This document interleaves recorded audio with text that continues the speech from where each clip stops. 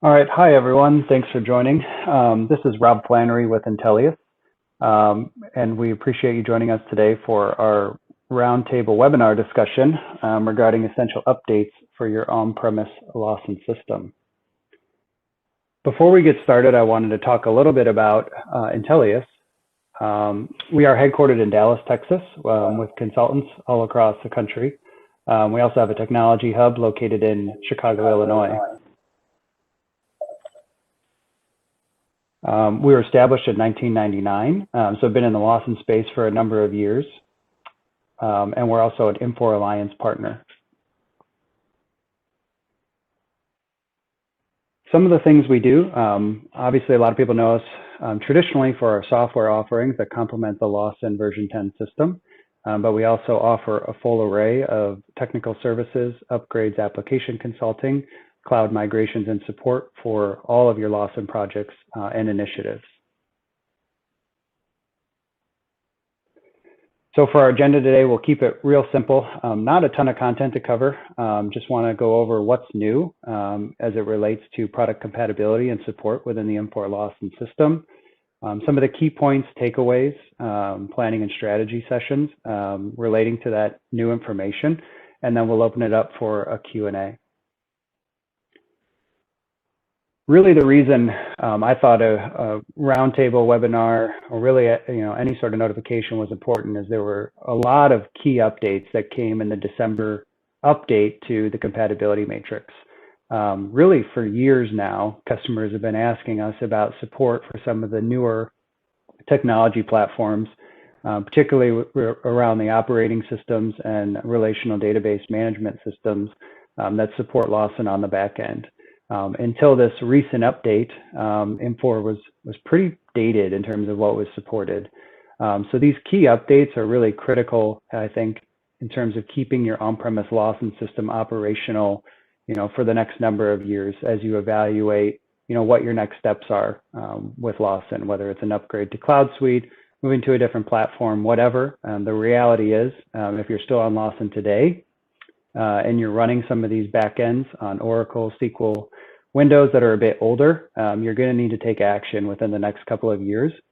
And these updates that came in December finally enable you to do that and kind of outline what that roadmap might look like. So some of the key updates are support for Windows Server 2016, 2019, the latest version of SQL Server, Oracle 19c, Amazon Corretto, which is important to a lot of customers because Infor is now required, Java 8 as kind of the baseline support. And around that same time, Oracle decided that Java is a software as a service and is charging customers to license it. It used to be a free product. And so Amazon Corretto is an open source alternative. It's still Java, but you don't have to pay for it. And that's now certified for use. That Oracle licensing is not included with your Infor subscription or license agreement. That's something you would have to procure separately. There's also some updated ADFS support. So support for ADFS versions 4, 5, et cetera, that run on newer versions of Windows, which kind of goes along with the other Windows Server support updates. I do know that each customer deployment is unique, obviously, in terms of the platforms you're running on, the numbers of different applications you have, the numbers of environments, users, et cetera. The goal of this webinar is really to provide a high-level understanding for the core Lawson components and really those dependencies as it relates to what's required to upgrade, your applications or your server or your database. Because the compatibility matrix, while it is a great document, can be kind of confusing. Efforts to upgrade your system can quickly snowball based on these dependencies. So planning is key. We're going to focus on the core Lawson components just for the sake of simplicity. And then for those add-on products like a Smart Office, LBI, MSCM, et cetera, happy to take specific questions on those at the end. I think it's important before we really dig into what the impact is to look at key dates. Obviously, we're used to patching and supporting our Lawson applications, keeping up with CTPs, MSPs, et cetera. But the underlying technology runtime environment is obviously dependent on third-party software. Those vendors set support dates, which we have to abide by and manage alongside everything else that comes from Infor. So on the infrastructure side of things, I think some of the really key dates to point out are primarily coming from Microsoft and Oracle, namely the Windows Server 2012 R2 support. That's coming end of life in October of 2023. Pretty much every single Windows customer I know is on that platform. There's a few stragglers on 2008, which is well past support at this point. But what that means is if you're running Windows in your environment today, it's most certainly on 2012 R2. And you have until October 2023 to do something. At that point, you're out of support with Microsoft. That's going to become a big issue, potential security vulnerability. So planning for things like that, while it seems like it's far away, the reality is you're going to want to be live before October 2023. And then you're going to need to plan around, business as usual activities as you're going through these things. Examples would be open enrollment, year end, W-2 processing, all those types of things that are critical in the system. And we can't really be changing the system during those initiatives. On the Microsoft side as well, the SQL database backend. So a lot of customers are still on SQL 2014, 2012. What you'll start to see is there's a cascading, that snowball effect of, well, when you start to change one of these components, even though SQL Server 2014 isn't end of life until July 2024, if you're going to change the OS, Infor is only certifying newer OSs with newer databases, and so it's kind of an all or nothing when you start to look at these platform components. So these are just key dates for all of them. Understand that there are dependencies really between all of them.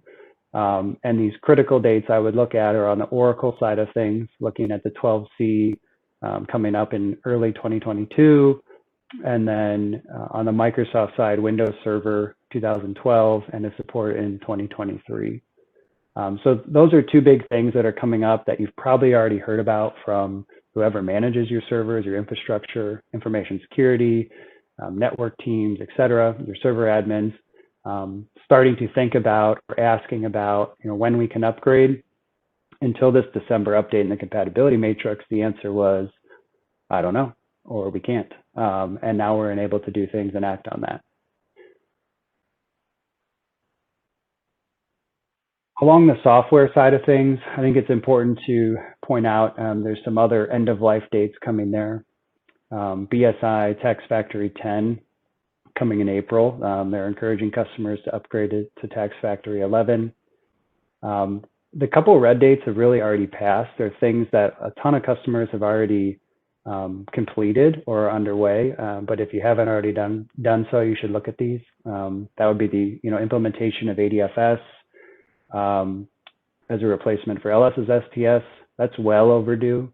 Obviously, if you still don't have ADFS, your environment's running, but what's going to happen is these newer environment releases require ADFS. So you're going to be in a position where you're kind of forced into doing ADFS regardless in order to be supported on the latest environment platform, operating systems, database backends, et cetera. So that's an initiative I would definitely consider looking at as soon as possible, if you haven't already. IE11 I threw on here because that's one not a lot of customers. I don't know if there was a lot of attention drawn to it. I'm not sure how many people are still using IE11. I know it's prevalent in some organizations, but Infor did officially stop supporting it in October of last year. So I would encourage you to look at your current version of some of the web components, the Lawson portal, ESS, et cetera. See if you're on versions that support the newer, more modern browsers.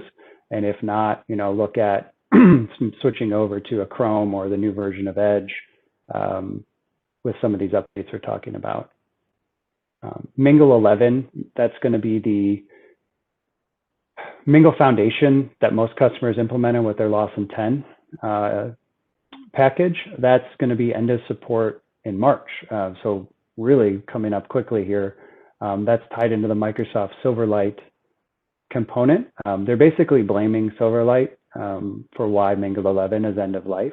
Microsoft stopping support for Silverlight in October of this year, and Infor has said, well, our Ming.le 11 technology stack depends on that, and so we're going to have to retire it as well. So there's going to be action taken there. If you have the old version of Ming.le, it's technically version 11, even though you're using it on version 10. Ming.le Foundation, looking at upgrading that. We'll talk a little bit about what that initiative looks like in a second. Other things on here, another initiative, an announcement came out earlier in 2020 regarding the LDAP channel binding for your 80 LDS and 80 servers, the connections back to those. If you haven't already done so, it'd be a good idea to implement. Microsoft was going to enforce this and kind of backed off, but said it's strongly recommended. And if you're not familiar with that, it's basically, if you think of like a web browser, HTTP versus HTTPS, it's making an LDAP versus LDAPS secure connection. So it's an encrypted connection to Active Directory or your local LDAP instance on Lawson. So lots of different changes coming up, lots of critical dates coming up, lots of different interdependencies between these. So just wanted to put these dates out here as a reference point, and then we'll talk through kind of recommended plan to action next. I think with that, it's really important to start building a strategy, understand that for most customers, they've been coasting along on what platform they upgraded to as version 10 for a number of years. Obviously, CloudSuite, version 11, whatever you want to call it, is something everyone's thinking about or maybe has already made a decision on. But I think at this juncture, there's really going to need to be a reinvestment in the Lawson technology stack in your on-premise environments to ensure that you can remain supported for the number of years to come. Whether that means you're just going to write out Lawson for the next however long until they take it away from you, or you're definitely going to upgrade or move to a new platform. But those are long projects. It's not something that you can turn around in 6 months. So knowing that these dates are coming, even if they're 2 years in advance, starting to plan and build roadmaps around what that strategy is to ensure you're kind of ahead of the game or ahead of the curve, and the underlying technology application components remain supported throughout. So I think the keys to that are understanding the Lawson product lifecycle, and also the end of life and support for the third-party technology components that support that environment. Start planning that roadmap now. So not only what you're going to be doing with your on-premise environment, but how that ties into other activities, initiatives, et cetera, within your organization. Like I said, I think action's going to be required in your on-premise environment, regardless of when or if you move to V11. So I don't even know that that's necessarily needing to be part of the discussion at this point. If you foresee yourself being on Lawson 2 years from now, I think some of the planning items and action items we're going to talk about are relevant no matter what. And even if you've already decided to upgrade and you have a quote unquote V11 upgrade started, in process, et cetera, I still think all of this is going to be relevant because you need to think about how that project's phased out. For example, if you've decided we're going to go with the GHR or the HR component first, and then the financials, and then the payroll, or whatever, likely that's going to stretch out more than 2 years from today.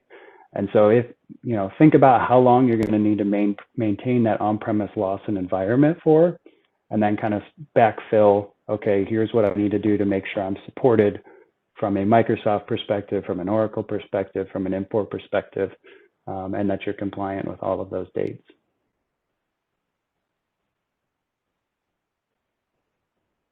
Just a little bit about the Lawson product lifecycle. I feel like everybody has heard this or knows this information, but it gets lost a bit, and something to just reiterate. So aside from, we've been talking about Windows Server, we've been talking about SQL Server, Oracle database, obviously those are all set up to support Lawson, and Lawson has their own lifecycle policy for their products in terms of how they patch and support those applications. So I think it's also, a lot of customers are taking obviously CTPs, some MSPs, they have that on a regular cycle. The environment component, I don't know, we see lots of different things where some customers are really good about keeping up to date. Others are good about the applications, but don't touch the environment. It might be the same release they were on when they came up on version 10. But understand that for all of these things, Infor updates them on some sort of regular cycle. On the LSF side, a cyclic is usually released every year. And they have a update lifecycle policy for that. So what, for example, of a priority one update, like a security vulnerability or some performance stability issue that they find, they're only releasing fixes for what they call N-2. So N is going to be the current release, and then also the previous two versions are covered under that support policy. So the current version, an example today of LSF 10.0.11, that's the latest version. That is going to obviously be supported, and then the two previous releases, so 10.0.10 and 10.0.9. A lot of customers are still on 10.0.9. Some are on older versions of LSF. Understand that if you're on LSF 10.0.9 today, you're at the back end of support. Potentially in the spring, if a new cyclic's released, you may be kind of bumped out of that N-2 policy and potentially out of support.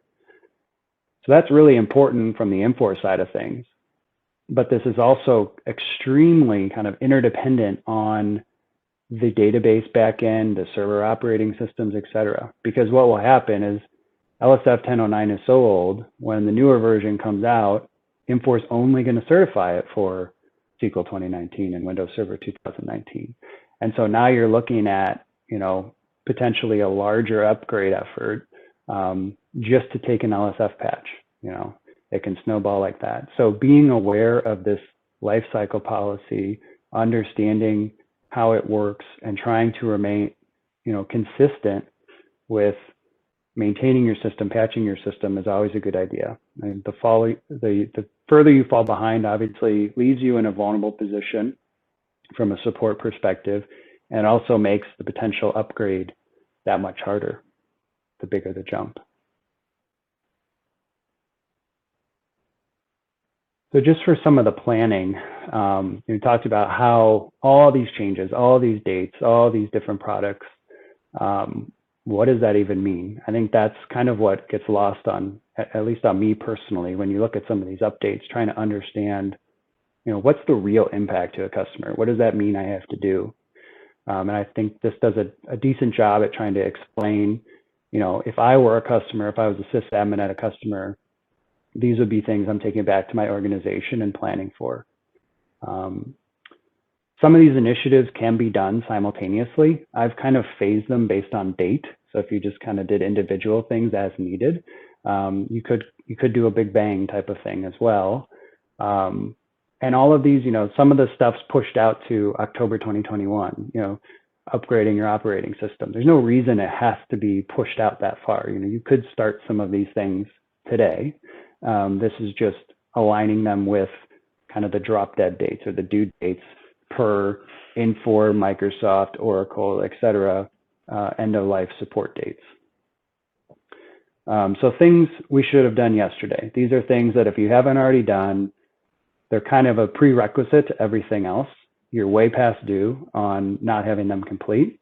And I would make it a priority to look at moving forward. That would be ADFS and the LDAP channel binding or LDAPS initiatives.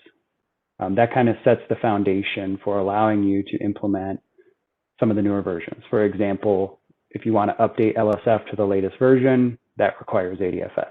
That's a prerequisite, things like that. If you've already done those and you're focused on the now, what's next? I would say, looking at Ming.le Foundation, that's one of the next things to run out of support. What do I do? What's next? Infor OS Lite is, Ming.le 12, I guess. That's not really the official product name, but this is the next iteration of the product. And that's what you would go to logically next in the upgrade path. So that's a product that can be swapped from a license perspective with Infor, typically at a $0 charge. And we would upgrade and install that side by side, and it would replace your Ming.le Foundation server.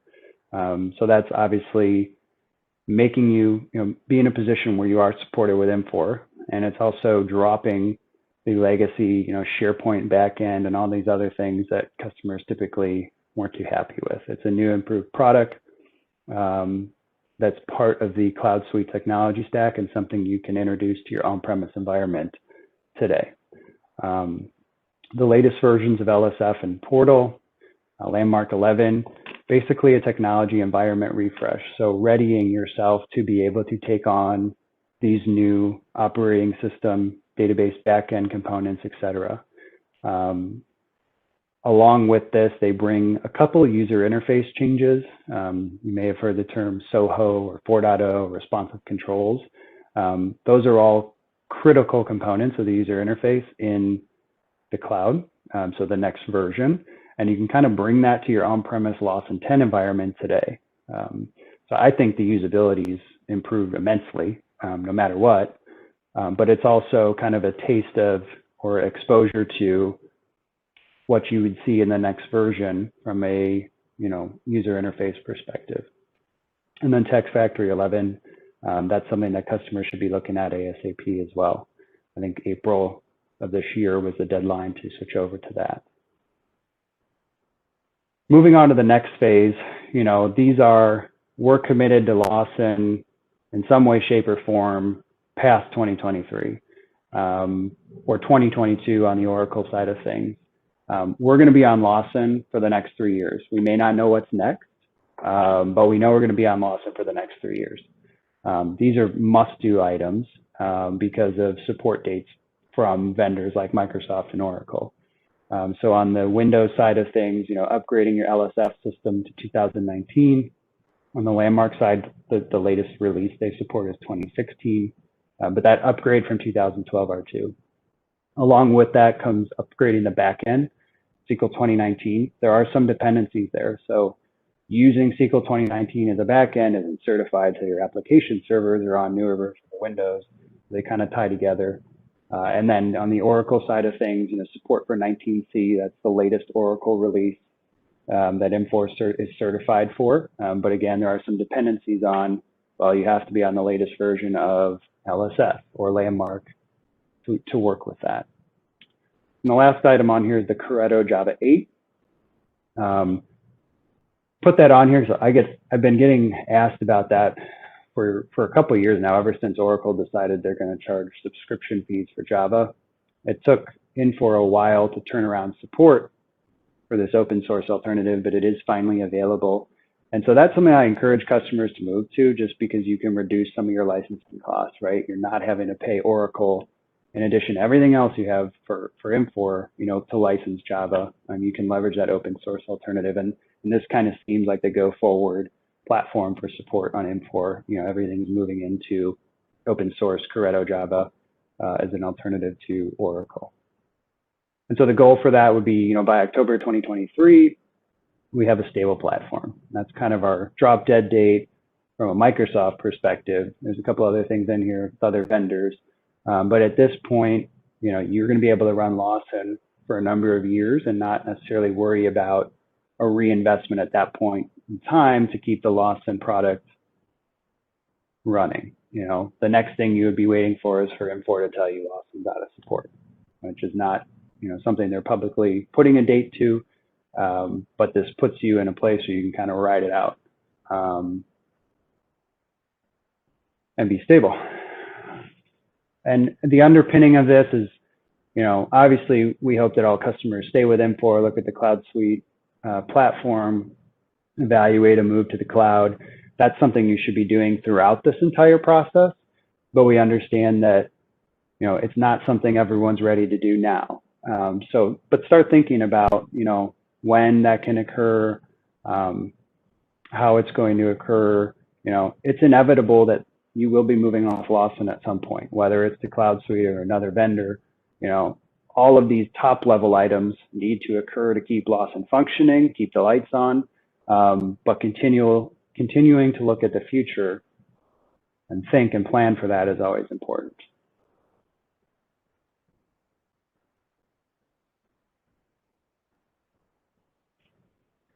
talking a little bit about server upgrades.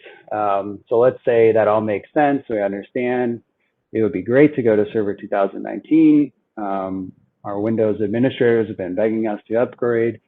How do we do that? Well, when we talk about upgrading the server, there's really two different approaches that can be taken. And this would apply to the database backend as well. These upgrades can be done side by side or in place. I put a star next to the side by side because that is really the recommended approach. But technically speaking, you can do in-place upgrades too. We have customers that have done them, but it's not, what I would necessarily recommend or would say is best practice as it relates to Lawson. So in a side-by-side upgrade, essentially what we're doing is building out brand new servers, fresh installations on all of them, and rebuilding everything from scratch. So obviously with that, there's more cost and time to deploying it. But the benefit of that is it allows for parallel testing simultaneously in your old and new environments. So we can set up your quote unquote new prod, run payrolls in it all day long without impacting actual payroll. And then when we're ready to cut over, we've flushed out everything. The system's been up, it's been operational, it's been fully vetted, and we kind of flip the switch and move over to it. So it makes testing, validation, in my opinion, much easier, much better. Like I said, there's more cost and time to deploy, but it does have a simple rollback strategy. If this doesn't work, well, and we fail at go live, which we hope never happens, but sometimes it does, we just flip everything back to the old server. It's still sitting there in its current state. So it's a much easier rollback process if you need to. When we do it in place, this is going to be much faster and much cheaper, because basically what you're doing is you're not building any new servers. We're upgrading the operating system in place, all the environment components in place on the same hardware or same VMs that you have today. This does work, but there's a bit more risk with the approach, and mostly because of your limited ability to really run a parallel test, right? We can't upgrade your production server until we go live. And so who knows what kind of issues may arise from that. There's really no going back at some point. And so that rollback strategy becomes fairly complex, potentially. So there's two different approaches here. You're going to have to choose one of these when you look at upgrading your operating system. Again, the side-by-side is recommended, but the in-place upgrade is a potential option there as well. But just understand that this is, a big effort when we look at the timeline and everything that falls under this October 2021 column. This is going to be a large project. There's going to be a lot of change. If any of you have gone through, a Server 2008 to Server 2012 migration, it's probably very similar. Just a lot of change, a lot of coordinated testing effort. It will be an investment that you're making in the product. But again, the goal is at that point, kind of your last final push to get the platform stable, supported, and kind of run out the life of Lawson once you get to that.